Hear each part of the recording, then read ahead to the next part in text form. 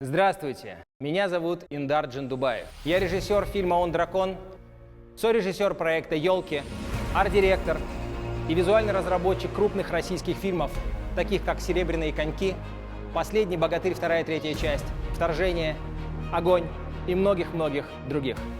И если ты тот, кто хочет снимать или уже снимаешь свой блог, клипы или фильм, то я для тебя сделал курс, в котором мы пройдем с тобой по пути разработки и осмысления такого понятия, как визуальное повествование, визуальная разработка.